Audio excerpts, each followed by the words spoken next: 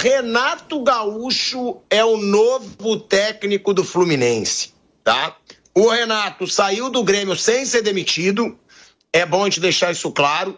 Ele não foi demitido do Grêmio, foi uma opção dele, ele estava já muito pressionado, já estava muito irritado em coletivas de imprensa. Ele mesmo disse, eu preciso desse tempo.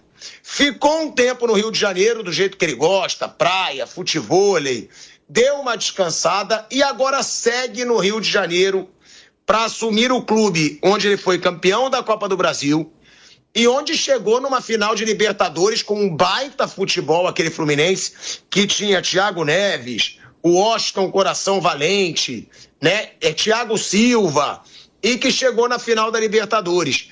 Agora, Mauro César Pereira, é uma boa escolha do Fluminense ter demitido o Mano Menezes e colocar o Renato Gaúcho? Eu, particularmente, eu gosto do Renato como treinador, não acho que está entre os principais treinadores hoje do Brasil, mas gosto do Renato, acho que ele já mostrou futebol bom em muitos clubes por onde ele passou, né? Porque eu nem sei falar bons futebols, não sei se é assim, já mostrou um bom futebol em vários clubes por onde ele passou, né? E aí, no Fluminense, ele tem essas conquistas. Eu acho ele muito melhor que o Mano, pelo menos. Você, Mauro, acha Renato Gaúcho um nome melhor do que o Mano Menezes? E pro Fluminense, no momento atual, é uma boa escolha? Lembrando também que tinha o Dorival livre no mercado. Acho que é uma mudança grande de perfil, né? Em todos os sentidos. O Mano teve dificuldade de relacionamento, o Renato costuma ter facilidade na relação com os atletas. Então isso deve melhorar. O Mano monta times com mais preocupações defensivas, o Renato tem trabalhos recentes péssimos do ponto de vista defensivo. Então a tendência é o time ser um time mais agressivo, a bola vai chegar mais para o Germancano, mas o Thiago Silva deve sofrer mais um pouco, o time vai ficar mais exposto, o Fábio vai ter que trabalhar mais. É uma mudança radical aí de perfil que mostra o quão sem critérios são os dirigentes dos clubes de futebol no Brasil. Assim, eles saem de um extremo para outro, no perfil de técnico para outro. Agora, o Renato é um bom escudo também, o presidente do Fluminense, né? Vai catalisar as atenções, como ele sempre costuma fazer muito bem.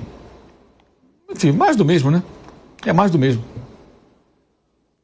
Né? Pro nível do futebol brasileiro hoje, Bruno, eu costumo dizer, eu acho a atual fase de treinadores de futebol brasileiro fraca. Pode ser que mude aí com o Thiago Carpini chegando, com o Felipe Luiz chegando, o próprio Roger Machado mostrando um bom trabalho no Internacional. Roger Machado que estava um tempo aí sem mostrar um grande trabalho e agora vem mostrando. Mas é uma fase ruim, na minha opinião, de treinadores no Brasil. O que você acha da escolha do Renato Gaúcho? E para mim, melhor que o Mano, ele é muito, Bruno. Você concorda? Acho que assim, no dia a dia, na convivência com os jogadores, tudo indica que sim. Taticamente, eu acho o Mano bem melhor. Talvez um Mano já não tão motivado, né? O Mano Menezes, no Corinthians, lá atrás, em 2008, 2009, quando ele vai à seleção, ele fazia um trabalho muito bom. Assim, um time muito bem organizado, um time que jogava bem, defendia bem e tinha equilíbrio, ele tinha esse equilíbrio entre atacar e defender. E ao longo dos anos, acho que o Mano, ele realmente teve alguns trabalhos que ele não conseguiu ter esse equilíbrio entre ataque e defesa. Em alguns times, o time dele não conseguia criar tanto. Em outros, não. Ele até tem um bom trabalho no Inter recente, que ele foi vice-campeão brasileiro em 2022. O Palmeiras é campeão, o Inter é vice, ali ele consegue tirar alguma coisa do time do Inter. Mas o Mano dá a impressão, aí só ele pode dizer, eu não convivo com o Mano Menezes, não sei o que passa na cabeça dele, mas ele me parece um cara que já está sem paciência para algumas coisas do futebol que não tem jeito, que devem ser muito chatas mesmo, mas você tem que ter paciência na convivência do dia a dia com atletas, cobrança de torcida, entrevista coletiva, devem ser coisas bem malas mesmo. Mas você tem que aguentar, e parece que o Mano já não tem muita paciência para aguentar algumas coisas. Então ele hoje acho que não faz algumas concessões, um comportamento um pouco mais político, que às vezes é necessário, que hoje acho que ele já não está mais a fim de fazer. Então ele está com mais dificuldade. Me dá essa impressão assistindo as coletivas, o que ele fala, né? Mas eu não tenho essa convivência com ele para saber exatamente. Mas eu tenho essa impressão de que ele não tem mais paciência para algumas coisas. O Renato é um cara que no Grêmio ele termina o ano também já sem paciência para... Ele vinha dando coletiva já bem irritado, mas aí acho que tem muito a ver com o fato de estar no mesmo clube por mais tempo. O Renato acho que consegue levar melhor essas coisas chatas do dia a dia de um clube de futebol. O Renato, taticamente, é claro que ele sabe armar um time, mas não é uma coisa que parece assim ser uma prioridade. Acho que a prioridade dele é a convivência com o grupo no dia a dia, e claro que taticamente ele conhece futebol, ele é um ex-jogador, é um treinador já há muitos anos, e ele faz o que ele consegue armar o time minimamente como é aceitável para a Série A do Campeonato Brasileiro. E realmente é um técnico mais ofensivo que o Mano. O Fluminense vai ficar mais exposto, isso é um fato. Aí tem que equilibrar nos gols marcados, né? Tem que conseguir equilibrar nisso. Eu acho que o Renato, no curto prazo, ele vai funcionar no Fluminense. Não sei depois, mas no curto prazo ele vai funcionar. E é um técnico que está compatível com a Série A do Brasileiro, que aí não é nenhuma questão do que eu acho dele. Porque como você define se o cara é um técnico para a Série A do Brasileiro? Se o cara trabalha há um tempão na Série A do Brasileiro, então ele é um técnico de Série A. Se o mercado de Série A o contrata, e ele está ali há muito tempo, já há mais de uma década, quase sempre na primeira divisão, então ele é um técnico que está compatível com o nível que se exige de um técnico de Série A de brasileiro. E o Renato, ele é um treinador que ele tem uma história, né, com o Fluminense. O Renato, recentemente, ele negou a proposta de algum clube, não negou? Vasco. Isso, do Vasco. Ele negou uma proposta do Vasco e agora aceita a proposta do Fluminense. Isso é uma boa pergunta, Mauro. Tem razão o Renato em negar o Vasco e aceitar o Fluminense? É melhor hoje você trabalhar no Fluminense do que no Vasco? Ah, mas foi questão financeira, né? Não houve acordo financeiro com o Vasco, com o Fluminense certamente houve. Acho que a questão passa mais por aí, me pareceu, pelo menos.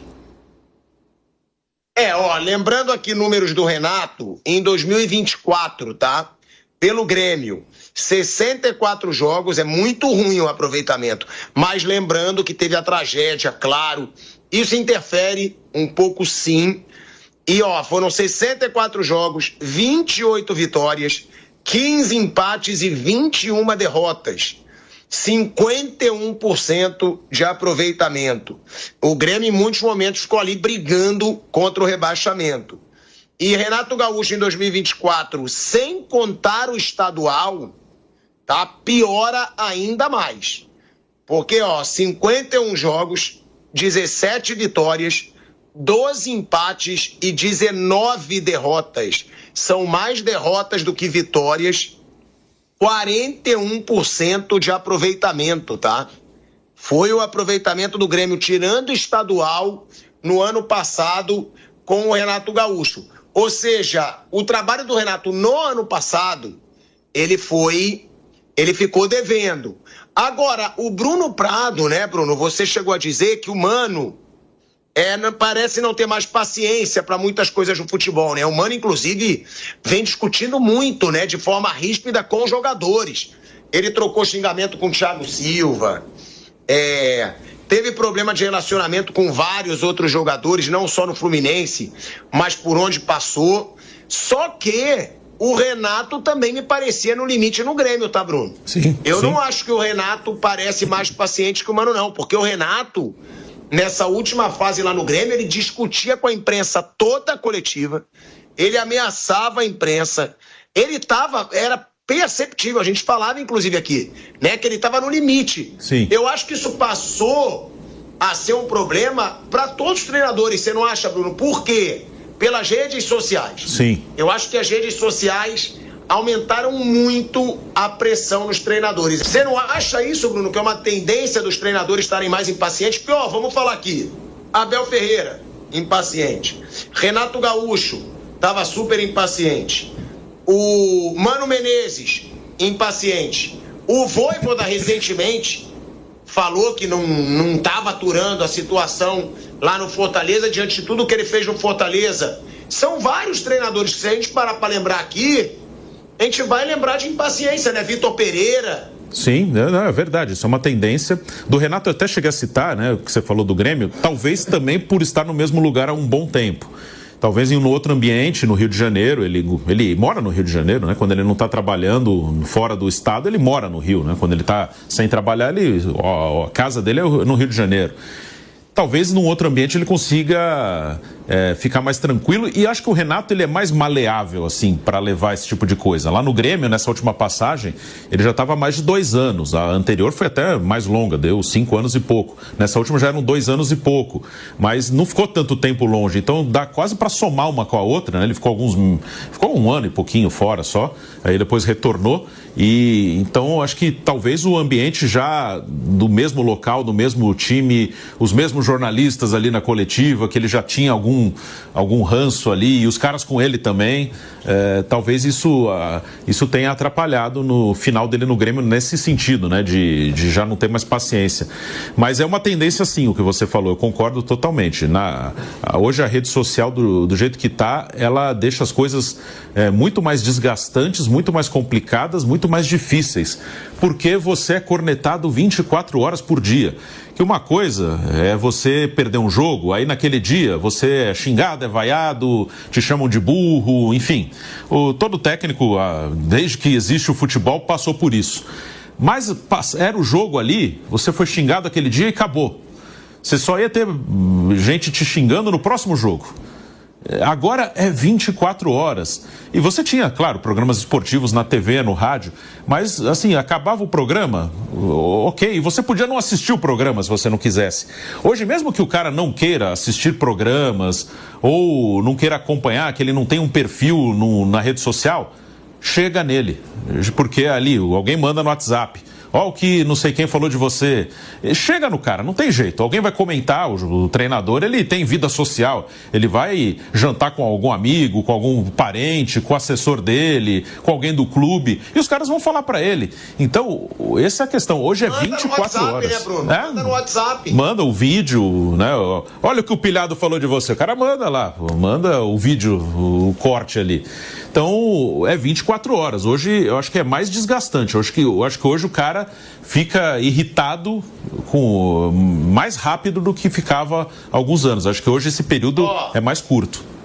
Mas antes de encerrar o assunto Renato Gaúcho, Bruno, um fator que você fala muito, né, da supervalorização. Eu tava lendo aqui, parece que o Renato vai ganhar um salário de cerca de 1,5 milhão por mês no Fluminense. Olha isso, cara. Olha, e aí muito disso é o que eu falo, cara. Me desculpa, mas 1,5 milhão por mês está sendo pago também toda essa pressão que você sofre. Porque eu sei que os treinadores vão lá na coletiva, esbravejam, mas, cara, é muito dinheiro. E é muito dinheiro assim porque eles têm que lidar com uma pressão absurda. Porque já são vários treinadores, a gente fala do Abel Ferreira, que tem um salário de mais de 2 milhões de reais no Brasil e merece por tudo que conquistou. São salários milionários aí no futebol brasileiro, mas é aquela supervalorização que você fala, né, Bruno? Renato não vem de um bom momento e mesmo assim um salário pesadíssimo no Fluminense. É uma coisa muito louca, é o dirigente transferindo a responsabilidade para o técnico. Eu pago uma fortuna para esse cara aqui, ele tem que resolver, aí se ele não resolver, eu tiro ele e acabou. E o dinheiro é do clube, né? E aí o problema não é dele, né? O dinheiro não é dele, o dinheiro é do clube. E o pior é que isso vai acontecendo e acaba se tornando uma régua do mercado. E repito, eu sempre acho importante falar isso, eu não tenho nada contra ninguém ganhar dinheiro. Não é essa a questão. É essa questão mesmo da supervalorização, e aí acabam gerando uma expectativa que às vezes o cara não vai entregar, não consegue. E esse valor de 1 milhão por mês parece que virou assim, um valor básico para técnico de time grande. Acho que pouquíssimos não ganham isso, de time grande. Provavelmente todos devem ganhar, ou quase todos, ou muito próximo disso. Meio que virou, entre aspas, o salário mínimo de time grande, de técnico de time grande no Brasil. Que é muito louco. Uma coisa, o Abel mesmo, que você citou, depois de conquistar várias coisas no Palmeiras, ele tem uma bela valorização. Ok. Pô, o cara veio e entregou aqui, o cara ganhou um monte de coisa. Outra coisa é você já contratar com um valor desses.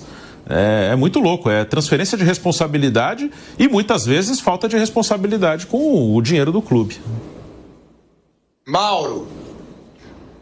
Eu acho que, assim, o profissional pede aquilo que acha que deve.